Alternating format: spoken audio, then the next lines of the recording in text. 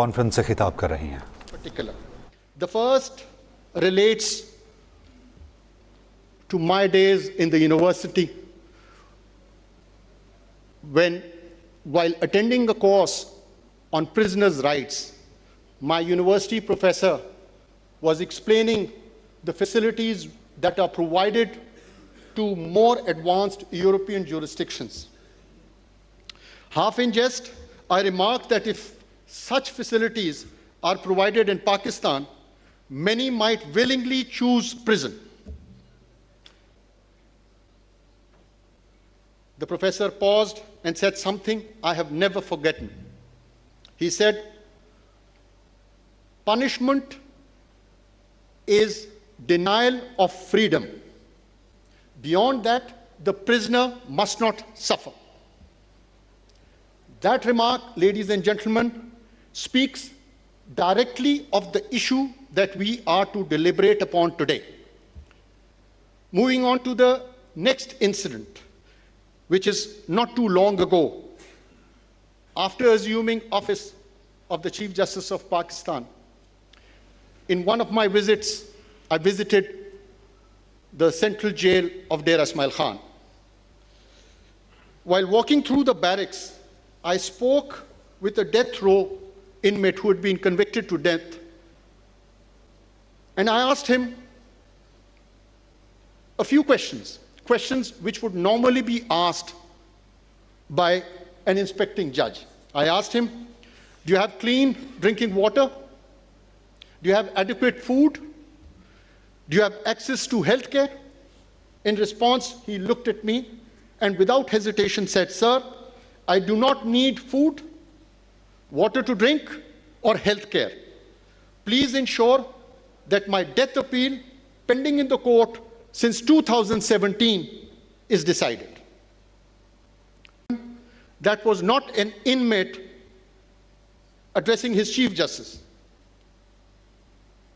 It was one human being asking the other whether the system responsible for his life had remembered him at all or had forgotten about him.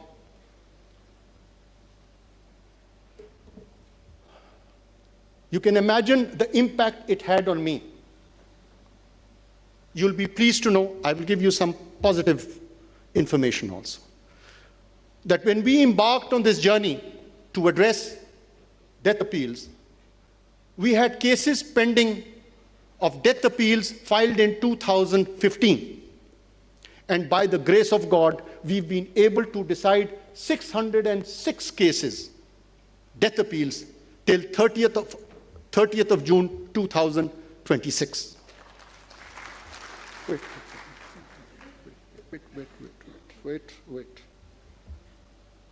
You'll also be pleased to know that all cases filed prior to 31st of December 2025 have been decided, barring 3 cases which are fixed for Monday and Tuesday. 70 cases were filed after 1st of January 2026 till 30th, out of which 52 cases have been decided.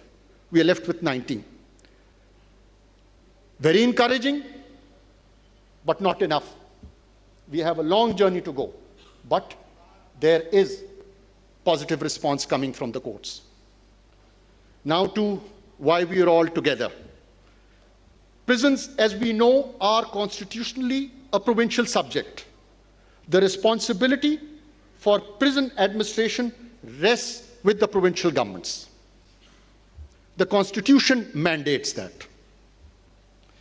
This conference, therefore, is not for the judiciary setting goals or extending or redefining the limits of prison facilities.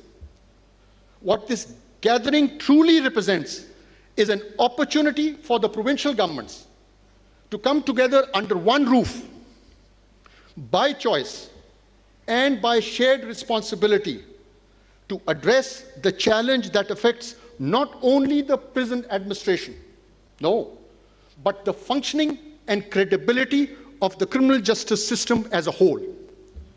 This effort which transcends beyond political divide, deserves earnest commendation.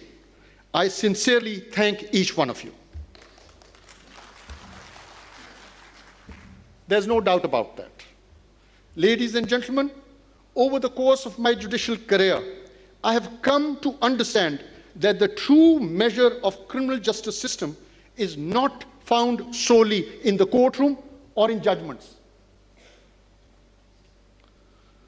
If one wishes to assess whether the criminal justice system is functioning effectively, its strengths, its weaknesses, and the remedies required, one must look beyond statistics and just visit a prison.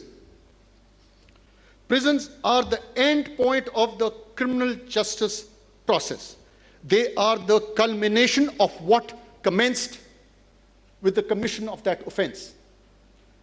How did the investigation proceed with the investigation? How did the prosecutors prosecute? How did the judiciary administer justice in coming to the conclusion? They expose the system's broader philosophies, its shortcomings, its abilities or inabilities to balance justice, public safety, and human dignity. As for judicial accountability is concerned, I do not stand here claiming that the criminal justice system is delivering perfectly. I'm not doing that. I'm very clear in that. We have judges duly conducting jail inspections, Criminal Justice Coordination Committee meeting regularly.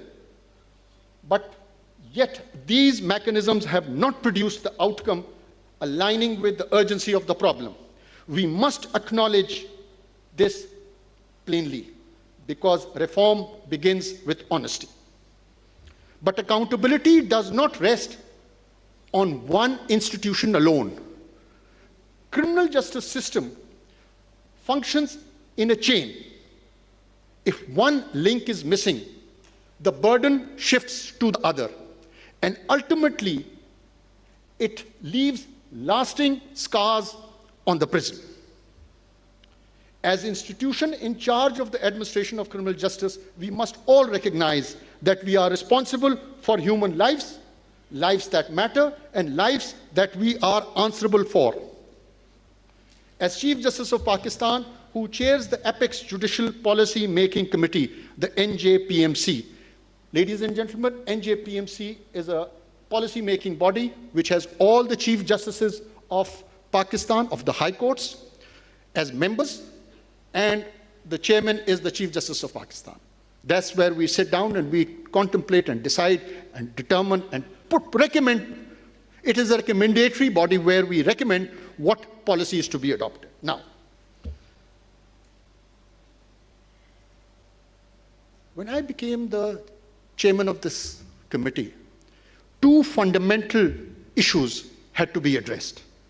First, why, despite regular judicial inspections and statutory reporting system which were in place, cases continue to remain pending beyond reasonable period? Why? One. Two, why statutory grievance redressal mechanism within prisons are not functioning effectively, forcing inmates to seek relief from courts? The systems are there, everything is in place. There was a disconnect. What is that disconnect? Now, it was in this context that we decided that we should have a 3-member committee for each province. 2 parliamentarians, 1 from the opposition, 1 from the treasury, both having served time in prison, and 1 promising young lawyer to assist them as coordinators in their visits to jails and in recommending in drafting their recommendations. Well, visits were done, recommendations were filed, they reached the NJPMC. We passed them on to the provincial governments. We said, these are the recommendations. Please, it is up to you how you want to proceed with it. We identified the systemic issues which required to be addressed. I must acknowledge and thank not only the parliamentarians, but also the coordinators of the committee for each province in their time, insight, and commitment devoted to this cause. If I may, I want to name for the province of Balochistan, Ms. Shakir Bibi, Mr. Harun Bilal Sharif, for the province of Khyber Pakhtunkhwa, Ms. Aisha Bano for the province of Punjab, Ms. Amina Qadir for the province of Sindh, Ms. Haya Iman Zahid. Ladies and gentlemen, this conference for the first time has brought all provinces under one roof. Not to assign blame, but to accept shared responsibility. Ladies and gentlemen, it is very easy for the judiciary to point fingers at the executive, or for the executive to point fingers at the judiciary, or for one provincial government to point fingers at the other. No, we're not to do that.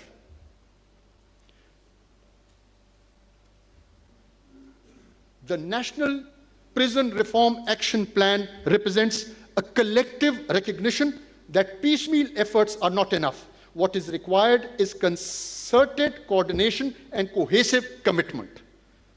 I urge every institution represented here to seriously attend to the pulse of the criminal justice system. That pulse, ladies and gentlemen, is found in our prison. Reform the prisons, the criminal justice system will reform itself.